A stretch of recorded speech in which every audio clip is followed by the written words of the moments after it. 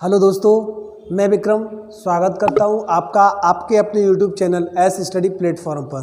ठीक है, देखिए पर्यावरण से संबंधित मेरा दूसरा चैप्टर, दूसरा वीडियो। ठीक है, इससे पहले मैंने आपको पिछला वाला वीडियो लोड किया था पर्यावरण से संबंधित।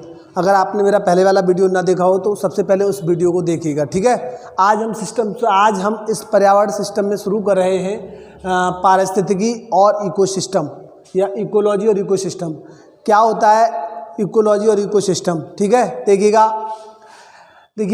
इकोलॉजी देखो जीव विज्ञान की वह शाखा है जिसके अंतर्गत किसी जीव या जीव समुदाय के उसके आसपास के वातावरण के साथ उसका जो पारस्परिक संबंध होता है उसका जो अध्ययन करना होता है उसे इकोलॉजी कहा जाता है।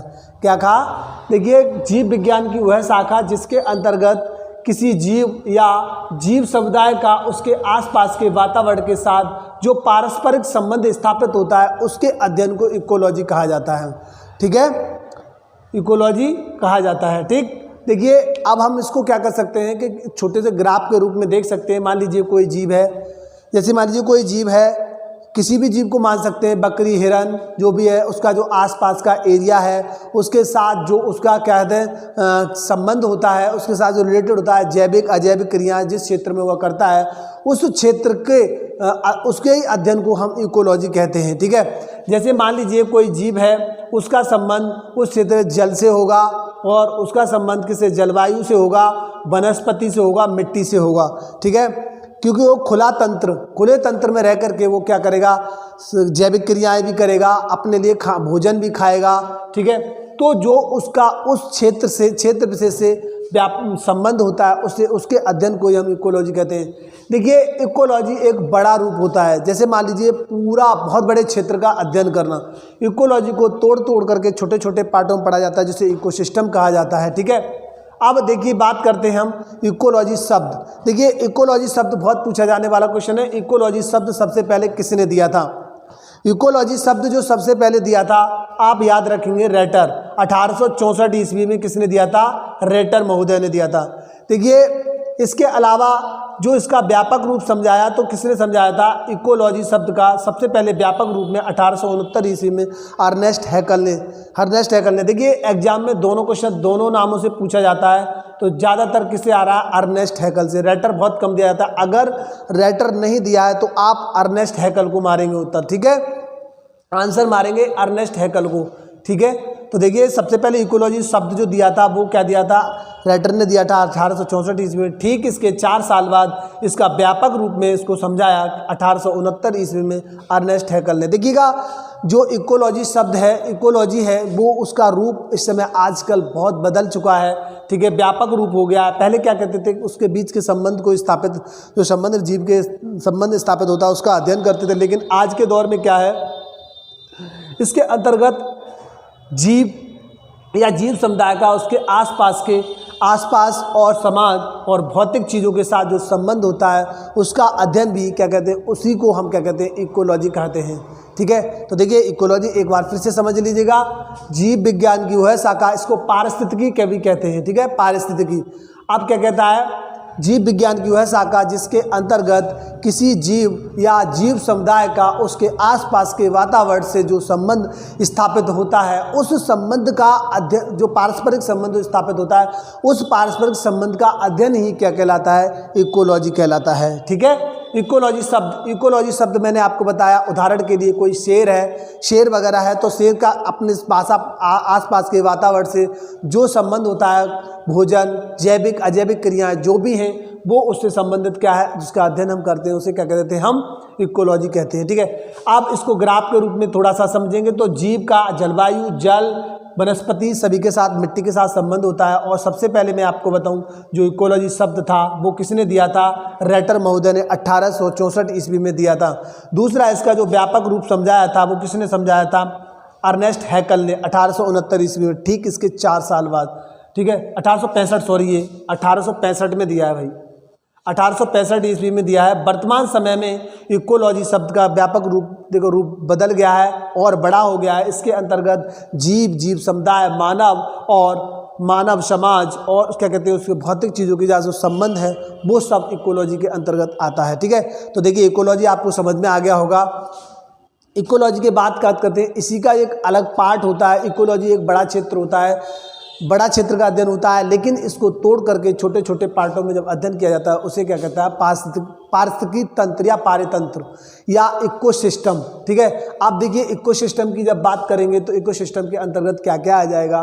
देखिए पारिस्थितिकी, मैंने एक बात बताया, किसी विशेष क्षेत्र यानी किसी विशेष क्षेत्र के जीव या किसी जीव समुदाय का उसके वातावरण के साथ जो संबंध स्थापित होता है उसका अध्ययन ही क्या कहलाता है, इकोसिस्टम कहलाता है।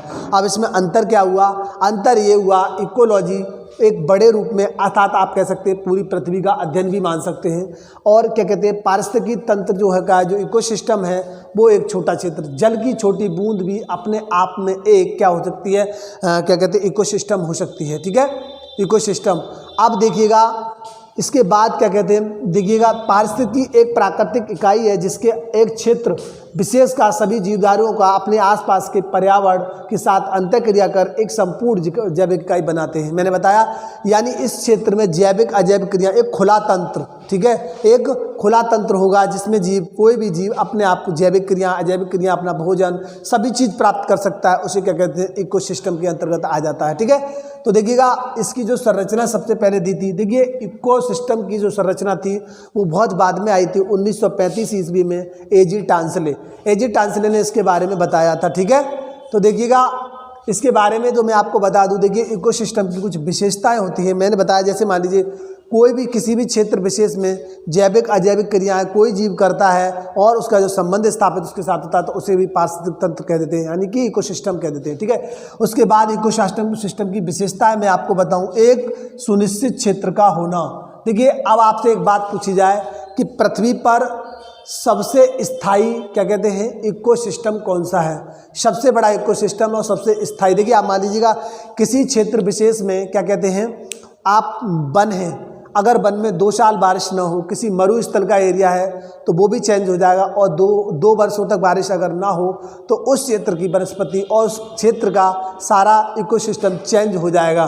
तो देखिएगा आपको मैं बताऊं, समुद्री एरिया है, समुद्र जो होता है समुद्र या सागर, उसका एरिया देखिए कभी भी थोड़ा सा चाहे बारिश हो या ना हो तल थोड़ा बहुत नीचे जाएगा, जिससे कोई फर्क नहीं पड़ेगा। इसलिए सबसे स्थायी और सबसे बड़ा जो पारिस्थितिकी तंत्र है वो पृथ्वी पर क्या है, समुद्र या सागर है। ठीक है, देखिए समुद्र या सागर में जो स्थितियाँ इस किनारे पर होंगी वही स्थितियाँ इसके लगभग दूसरे किनारे पर स्थित होंगी। क्या, दूसरे किनारे पर स्थित होंगी। ठीक है, तो ये सबसे बड़ा स्थायी क्या है इकोसिस्टम है पृथ्वी पर। क्या चीज़, सागर या सागर कह सकते हैं, महासागर कह सकते हैं। ठीक है, अब देखिए विशेषताओं के बारे में थोड़ा सा पढ़ते हैं। इसके लिए एक सुनिश्चित क्षेत्र का होना आवश्यक है।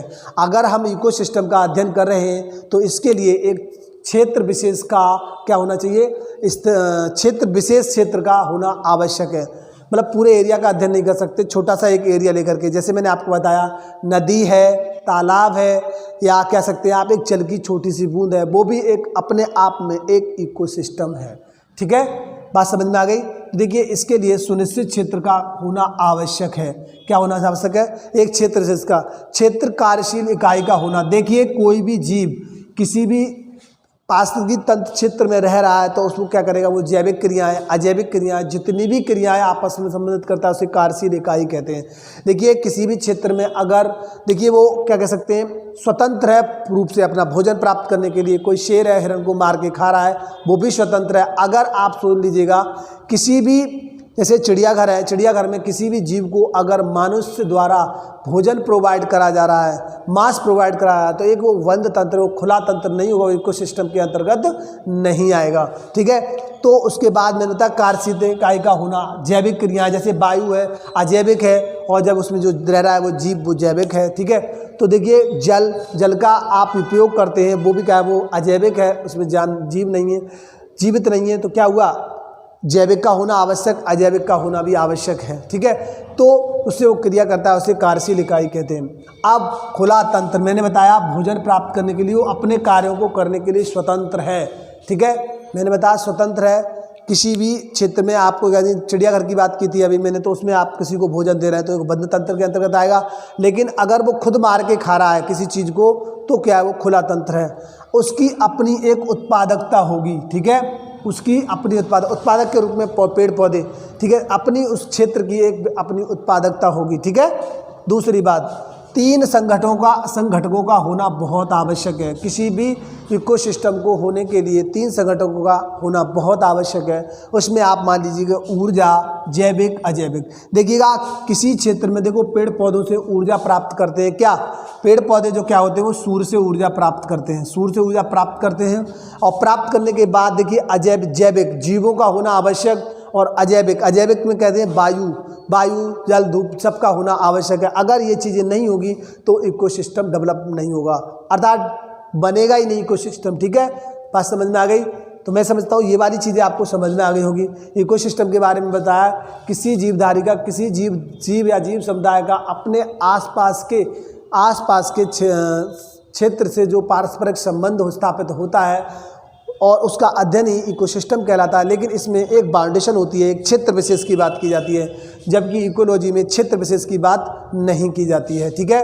तो देखिए मैंने विशेषताओं बता दिया, एक सुनिश्चित क्षेत्र का होना, कार्यशील इकाई का होना, और मैंने बताया खुला तंत्र का होना, इसकी अपनी उत्पादकता होगी, ठीक है। और 3 संगठकों का, देखिए ऊर्जा होगी, ऊर्जा का होना बहुत आवश्यक है। अगर जब ऊर्जा नहीं होगी तो पेड़ पौधे जीवित नहीं रहेंगे, जब पेड़ पौधे जीवित नहीं रहेंगे तो उसके आसपास रहने वाले जीव भी नहीं, और जीव नहीं, अजैविक चीज़ें क्या है, जैसे जल, वायु नहीं होगी तो सांस किससे लेंगे जीव। तो इसलिए इस स्थिति में इकोसिस्टम का बना रहना ही आवश्यक है, इन चीज़ों का होना आवश्यक है, तभी आपका इकोसिस्टम बन के तैयार होगा। बात समझ में आ गई? इकोसिस्टम बन के तैयार होगा, ठीक है। उसके बाद देखिए एक छोटी सी बात करते हैं। देखिए एक घास क्षेत्र का इकोसिस्टम है और एक क्या कहते हैं वन क्षेत्र का इकोसिस्टम, दोनों जहाँ आपस में मिलते हैं उस क्षेत्र को इकोटोन कहा जाता है। इकोटोन कहा जाता है, ठीक है, उस क्षेत्र को इकोटोन। ये क्वेश्चन पूछ लिया जाता है कि अगर दो इकोसिस्टम आपस में जहाँ मिलते हैं उस स्थान को क्या कहा जाता है, तो मैं बता रहा हूँ आपको, इकोटोन कहा जाता है। क्लियर? देखिए उसके बाद हम बात करते हैं, देखिए एक बात करते हैं पिरामिड, संख्या पिरामिड की बात करते हैं। देखिए पिरामिड से क्वेश्चन बहुत पूछा जाता है। पिरामिड, संख्या पिरामिड, देखिए मैंने बताया, मैं आपको फिर बता रहा हूँ, संख्या पिरामिड का होना, संख्या पिरामिड का सीधा बनना बहुत आवश्यक है। अगर संख्या पिरामिड सीधा नहीं बनेगा तो इकोसिस्टम नहीं बनेगा, ठीक है, तो इकोसिस्टम नहीं बनेगा। देखिए सबसे पहले होते हैं उत्पादक पेड़ पौधे उत्पादक होते हैं, और क्या करते हैं, सूर्य से ऊर्जा लेकर के क्या करते हैं, डेवलप होते हैं। इनको खा करके क्या करते हैं, उपभोक्ता, जैसे खरगोश, हिरन मान लीजिएगा, बकरी मान लीजिएगा, ये खाते हैं। इनको खा करके क्या करते हैं, शेर, चीता अपना, यानी द्वितीय श्रेणी के उपभोक्ता, प्रथम श्रेणी के उपभोक्ता, ठीक है। और मैंने आपको बता दिया, पहले भी पिछले वाले वीडियो में बताया, तो इनको देखिए प्रथम श्रेणी, द्वितीय श्रेणी, और एक होता है आपका अपघटक। इनको क्या करता है, सबको खा करके क्या करता है, इनके जगह इन्होंने उत्पादक खाते हैं, उपभोक्ता, द्वितीय श्रेणी के उपभोक्ता खाते हैं प्रथम श्रेणी के, और जिनके मरने के बाद पुनः क्या करते हैं, जो अपघटक होता है, अपघटक जीवाणु जो होते हैं, इनका क्या करते हैं, अपघटन कर देते हैं और पुनः उसको मिट्टी में मिला देते हैं। तो जो अपघटक होते हैं उनको प्रकृति के सफाई कर्मी कहा जाता है, ठीक है। पुनः उर्वरक शक्ति बढ़ जाती है और पुनः ऊर्जा पौधों में फिर से मिल जाती है। तो ये एक तरीके से चक्र चलता रहता है। अब आपको एक बात और बता दूं, अगर उत्पादकों की संख्या कम होगी तो क्या होगा, सारे खरगोश, हिरन सब किसको खा जाएंगे, पेड़ पौधों को खा जाएंगे। और क्या होगा, जब ये पेड़ पौधे खत्म हो जाएंगे तो क्या कहते हैं, खरगोश, हिरन, बकरी मरने लगेंगे, और जब ये मरने लगेंगे तो क्या होगा, शेर, चीता भी मरने लगेंगे, तो इकोसिस्टम खत्म हो जाएगा, ठीक है। तो इस तरीके से इसका संख्या पिरामिड का सीधा बनना बहुत ही आवश्यक है, ठीक है।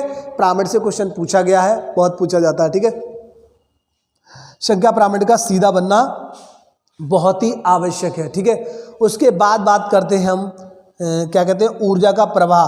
देखिए ऊर्जा का प्रवाह की बात करते हैं। देखिए उत्पादक जो होते हैं, पेड़ पौधे सूर्य से ऊर्जा लेकर देते हैं। मान लीजिए इनकी 100% ऊर्जा है, तो ऊर्जा का जो ट्रांसफ़र होता है वो कितना होता है, 10%। यानी पेड़ पौधों ने 100% ऊर्जा ली, उसके बाद बकरी हिरन ने क्या लिया 10%, उसके बाद ऊर्जा का 10% आगे ट्रांसफ़र होगा। तो इसी तरीके से पिरामिड, ऊर्जा का पिरामिड इस तरीके से मतलब ऊर्जा का पिरामिड एक प्रवाह के रूप में होता है, ठीक है। अब उसके बाद थोड़ी सी बात कर लेते हैं हम इकोसिस्टम। देखिए किस तरीके से हो सकता है, मानव निर्मित भी हो सकता है, प्राकृतिक भी हो सकता है। देखिए प्राकृतिक के अंतर्गत क्या क्या आ जाएगा, वन, समुद्र जो प्रकृति द्वारा बनता है उसे प्राकृतिक क्या कहते हैं, प्राकृतिक इकोसिस्टम कहते हैं। और जो मनुष्य द्वारा, अब मान लीजिए मनुष्य खेत, प्रयोगशाला, देखिएगा जैसे मनुष्य ने क्या किया, खेतों में क्या किया, फसल की, कोई फसल करने के बाद उस फसल को हमें बचाने के लिए कीटनाशक दवाइयाँ लगानी पड़ेंगी और उसको संरक्षण देना पड़ेगा, तो वो भी एक तरीके से इकोसिस्टम हो जाएगा। और वो इकोसिस्टम क्या कहलाता है, मानव निर्मित इकोसिस्टम कहलाता है। प्रयोगशाला में हम कोई भी चीज़ बनाते हैं तो वो भी एक मानव द्वारा निर्मित तो क्या कहते हैं, इकोसिस्टम होता है, ठीक है। उसके बाद देखिए इकोसिस्टम के लिए समस्याएं क्या क्या होती हैं, वनों का विनाश। देखिए आज मैंने आपको पिछले वीडियो में बताया और देखो फिर बता रहा हूँ, मनुष्य अपनी आवश्यकताओं की पूर्ति के लिए प्रकृति का लगातार दोहन कर रहा है। क्या कर रहा है, प्रकृति का लगातार दोहन कर रहा है, और प्रकृति का लगातार दोहन कर रहा है जिससे हमारा पर्यावरण असंतुलित हो रहा है, बिगड़ रहा है, ठीक है। तो देखिए वनों का विनाश, वनों की अंधाधुंध कटाई के कारण पर्यावरण बिगड़ रहा है। देखिए प्रदूषण, देखिए इसी से रिलेटेड सारी चीज़ें बनती जाती है। आज मनुष्य अपने प्रयोग के लिए बहुत सारे कारखानों वगैरह से धुआं प्रदूषण, जल प्रदूषण, वायु प्रदूषण, सारा सब कुछ प्रदूषित हो रहा है हमारा, उससे भी हमारा वायुमंडल क्या होता है, उससे भी हमारा इकोसिस्टम प्रभावित हो रहा है, ठीक है। अब दूसरी जलवायु परिवर्तन भी क्या कहता है, इकोसिस्टम के लिए क्या है, क्या कहते हैं, बदल देती है। जैसे मैंने आपको बताया किसी क्षेत्र में अगर बारिश ना हो तो वहाँ का इकोसिस्टम परिवर्तित हो जाता है, ठीक है। उसके बाद देखिए मैं बताऊँ एक तरीके से फूड चेन। अब फूड चेन क्या होती है, देखिए किसी भी क्षेत्र में कोई शेर है, चीता है, अगर उसको खाने के लिए कई जीवों का, अगर पूरे क्षेत्र में हिरन ही खाने को है तो वो हिरन को खाएगा, हिरन को न खा पाएगा तो उसका सिस्टम बिगड़ गया, वो मर जाएगा। दूसरी बात, अगर उसको खाने के लिए बहुत सारी चीज़ें हैं तो वहाँ का इकोसिस्टम बहुत अच्छा रहेगा, ठीक है। तो बस फूड चेन की बात कर दी मैंने, आगे भी बात करूँगा इसके बारे में, ठीक है। तो देखिएगा मैं समझता हूँ आपको समझ में आया होगा। देखिएगा एक बार से फिर से रिकॉल कर लेते हैं हल्का सा। देखिए मैंने बताया पारिस्थितिकी क्या होता है, जीव विज्ञान की वह शाखा जिसके अंतर्गत किसी जीव या किसी जीव समुदाय का अपने आसपास के वातावरण के साथ जो पारस्परिक संबंध स्थापित होता है, उस संबंध का अध्ययन करना ही क्या कहलाता है, आपका पारिस्थितिकी या इकोलॉजी कहा जाता है, ठीक है। इकोलॉजी के बारे, ग्राफ के बारे में बता दिया, कोई जीव है उसका जलवायु, वनस्पति और जल, इस मिट्टी आदि के साथ संबंध होता है, यही तो रिलेशन है, यही तो रिलेशन बताया। अब सबसे पहले इकोलॉजी की जो बात की, शब्द की जो दिया था वो राइटर ने दिया था 1865 ईस्वी में, ठीक है। अब इकोलॉजी सिस्टम को व्यापक रूप समझाया था 1869 ईस्वी में अर्नेस्ट हैकल ने, ठीक है। अर्नेस्ट हैकल खूब आता है पेपर में और ये भी पूछ लिया जाता है, तो देखिए दोनों को आप याद रखिएगा, जिस परिस्थिति से पूछा जाए उस परिस्थिति में आपको आंसर देना है। वर्तमान में देखिए इकोलॉजी का जो रूप है वो बदल गया है, व्यापक रूप हो गया है, और अंतर्गत इसके अंदर जीव समुदाय, मानव और मानव समाज और क्या कहते हैं भौतिक चीज़ों के साथ जो संबंध है वो भी इकोलॉजी के अंतर्गत उसका अध्ययन करना ही आता है, ठीक है। उसके बाद मैंने बताया था आपको पारिस्थितिकी तंत्र, किसी विशेष समुदाय यानी विशेष क्षेत्र की बात करें, किसकी, यदि हम विशेष क्षेत्र की बात करते हैं, ठीक है, तो विशेष क्षेत्र में पारस्परिक संबंध के स्थापित की बात करते हैं, उसका अध्ययन की बात करते हैं, तो वो किसके अंतर्गत आता है, इकोसिस्टम के अंतर्गत आता है। इकोसिस्टम की संरचना बहुत बाद में आई थी, एजी टांसले 1935 ईस्वी में, ठीक है। उसके बाद इकोसिस्टम की विशेषताओं के बारे में मैंने आपको बताया, एक सुनिश्चित क्षेत्र का होना आवश्यक, कार्यशील क्षेत्रीय इकाई का होना आवश्यक, मैंने कहा जैविक अजैविक क्रियाएं, ठीक है। खुला तंत्र का होना आवश्यक है, किसका, खुले तंत्र का होना आवश्यक, अर्थात अपने भोजन प्राप्त करने के लिए, अपनी दैनिक क्रियाओं को करने के लिए वो स्वतंत्र है, ठीक है। इसकी अपनी उत्पादकता होगी खुद की, ठीक है। उसके बाद 3 संघटकों का होना बहुत आवश्यक है, ऊर्जा, जैविक अजैविक। ऊर्जा होगी तभी तो आपका जैविक क्रियाएँ होगी, और जैविक क्रियाएँ किसके कारण, जीव होंगे, तो अजैविक चीज़ें जैसे वायु और जल का यूज करना ये अजैविक के अंतर्गत आते हैं, ठीक है। उसके बाद आता है आपका, एक मैंने बताया इकोटोन। इकोटोन क्या होता है, जहाँ दो क्षेत्र आपस में, दो इकोसिस्टम आपस में, घास का इकोसिस्टम, वन का इकोसिस्टम मान लिया, तो आपस में मिलते हैं, उस स्थान को क्या कहते हैं, आपका इकोटोन कहे जाते हैं। मैंने बताया उसके बाद संख्या पिरामिड। संख्या पिरामिड क्या होते हैं, किसी क्षेत्र में उत्पादक अधिक होने चाहिए, उपभोक्ता उससे कम होने चाहिए, और द्वितीय श्रेणी के उपभोक्ता उससे कम होने चाहिए। मतलब कुल मिला के पिरामिड सीधा बनना चाहिए। उल्टा पिरामिड बनेगा तो इकोसिस्टम नहीं चलेगा, इकोसिस्टम खत्म हो जाएगा। ठीक है। उसके बाद ऊर्जा का प्रभाव मैंने आपको बात बता दी, 100 उत्पादक में मिलता है, उपभोक्ता उसके बाद 10% का ऊर्जा का फ्लो होता है। ठीक है। उसके बाद देखिए मैंने बताया मानव निर्मित इकोसिस्टम और प्राकृतिक में वन आ जाएगा, समुद्र आ जाएगा। ठीक है। और दूसरा मानव द्वारा निर्मित खेत, जैसे बताया मैंने प्रयोगशाला, यानी कि किसी क्षेत्र में उसने अपने खेत में फसल कर ली, उसको संरक्षित करना क्या कहलाता है, आपका पर्यावरण। ठीक है, वो सॉरी इकोसिस्टम कहलाता है। प्रयोगशाला भी एक इकोसिस्टम के अंतर्गत आ जाएगी। ठीक है। उसके बाद समस्याएं क्या क्या हैं, वनों का अत्यधिक विनाश, प्रदूषण, जलवायु परिवर्तन, फूड चेन। ठीक है। देखिए दोस्तों, मैं समझता हूँ आपको समझ में आया होगा। अगर मेरा पढ़ाया हुआ आपको समझ में आ रहा है तो लाइक और शेयर करिएगा, कमेंट जरूर करिएगा दोस्तों, क्योंकि आप कमेंट नहीं करते हैं बिल्कुल। ठीक है। आपको बहुत अधिक हेल्प मिलेगी। इसके बाद आप क्वेश्चन लगाएंगे तो आपको समझ में आएगा। ठीक है दोस्तों, अगली बार मिलते हैं अगले वीडियो में। धन्यवाद दोस्तों। ठीक है, पढ़िए, स्वस्थ रहिए, मस्त रहिए, और मिलते हैं अगले वीडियो में दोस्तों। धन्यवाद।